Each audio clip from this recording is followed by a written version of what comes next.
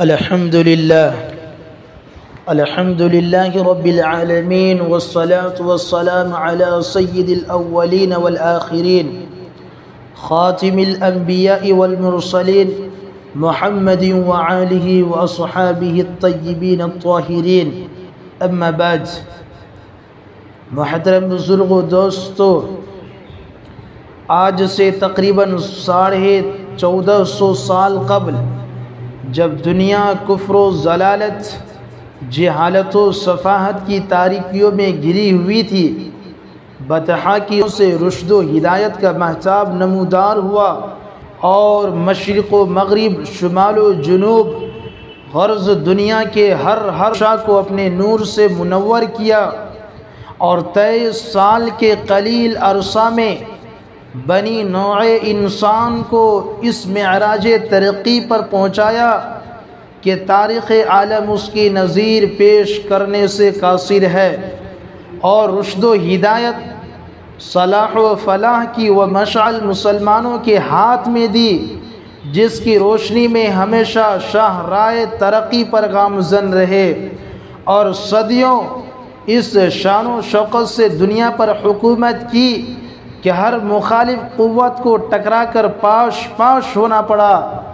یہ ایک حقیقت ہے جو ناقابل انکار ہے، لیکن پھر بھی ایک پارینہ داستان ہے جس کا بار بار دہرانا نہ تسلی بخش ہے اور نہ کارآمد اور مفید، جبکہ موجودہ مشاہدات اور واقعات خود ہماری سابقہ زندگی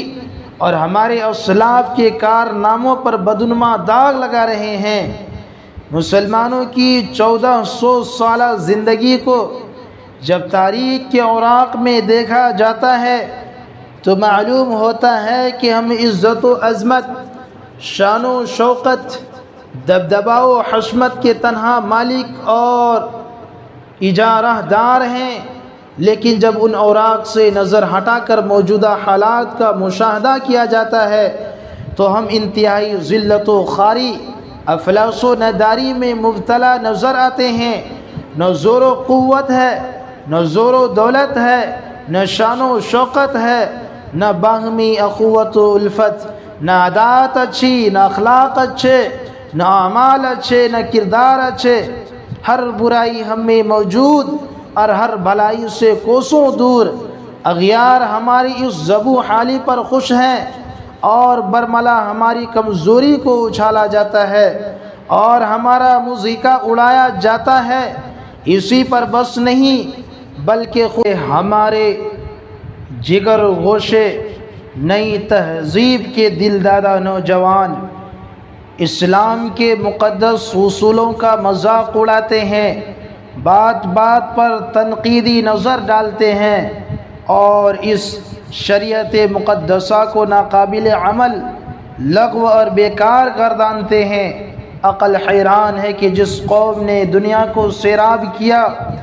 وہ آج کیوں تشنا ہے، جس قوم نے دنیا کو تہذیب و تمدن دیا وہ آج کیوں غیر مہذب اور غیر متمدن ہے۔ رہنمایان قوم نے آج سے بہت پہلے ہماری اس حالت زار کا اندازہ لگایا اور مختلف طریقوں پر ہماری اصلاح کے لیے جد و جہد کی، مگر مرض بڑھتا گیا جوں جوں دوا کی۔ آج جب کہ حالات بد سے بدتر ہو چکی اور آنے والا زمانہ سبق سے بھی زیادہ پرخطر اور تاریک نظر آ رہا ہے، ہمارا خاموش بیٹھنا، عملی جد و جہد کرنا ایک ناقابل تلافی جرم ہے، لیکن اس سے پہلے کہ ہم کوئی عملی قدم اٹھائیں ضروری ہے کہ ان اسباب پر غور کریں جن کے باعث ہم اس ذلت و خواری کے عذاب میں مبتلا کیے گئے ہیں۔ ہماری اس پستی اور انحطاط کے مختلف اسباب بیان کیے جاتے ہیں اور ان کے ازالہ کی متعدد تدابیر اختیار کی گئیں، لیکن ہر تدبیر ناموافق و ناکام ثابت ہوئی، جس کے باعث ہمارے رہبر بھی یاس و ہراس میں گھرے ہوئے نظر آتے ہیں۔ اصل حقیقت یہ ہے کہ اب تک ہمارے مرض کی تشخیص ہی پورے طور پر نہیں ہوئی۔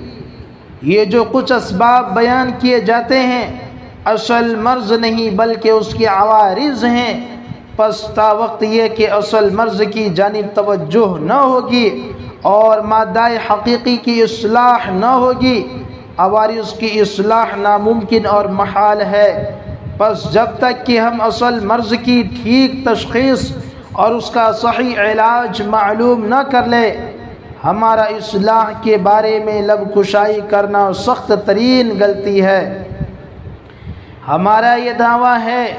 کہ ہماری شریعت ایک مکمل قانون الہی ہے جو ہماری دینی اور دنیاوی فلاح و بہبود کا تا قیام قیامت ضامن ہے۔ پھر کوئی وجہ نہیں کہ ہم خود ہی اپنا مرض تشخیص کریں اور خود ہی اس کا علاج شروع کر دیں،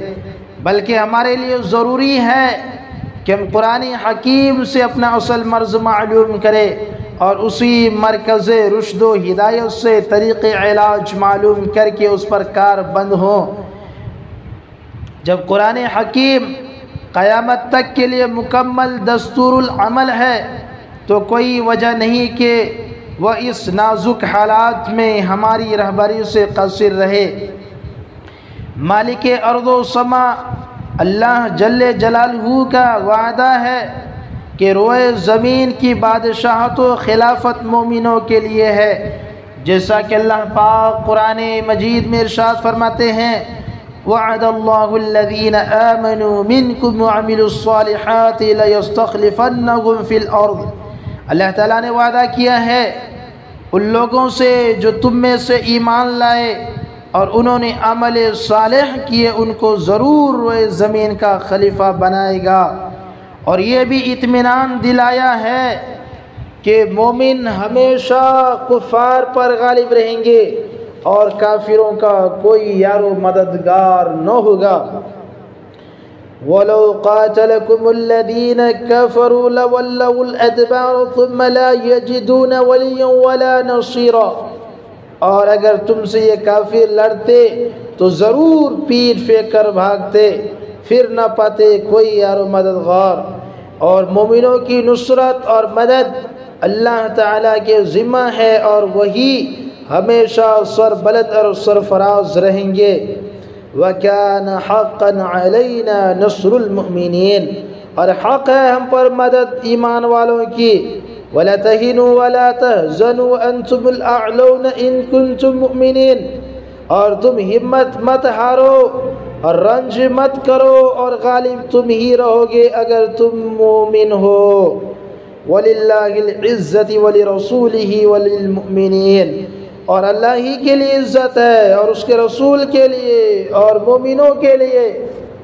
مذکورہ بالا ارشادات پر غور کرنے سے معلوم ہوتا ہے کہ مسلمانوں کی عزت، شان و شوکت، سربلندی و سرفرازی اور ہر برتری و خوبی ان کی صفت ایمان کے ساتھ وابستہ ہے۔ اگر ان کا تعلق خدا اور رسول کے ساتھ مستحکم ہے جو ایمان کا مقصود ہے تو سب کچھ ان کا ہے، اور اگر خدا نہ خواستہ اس رابطہ تعلق میں کمی اور کمزوری پیدا ہو گئی ہے، اثر خسران اور ذلت و خواری ہے، جیسا کہ واضح طور پہ اللہ تبارک و تعالی نے قرآن مجید کے اندر ارشاد فرما دیا ہے۔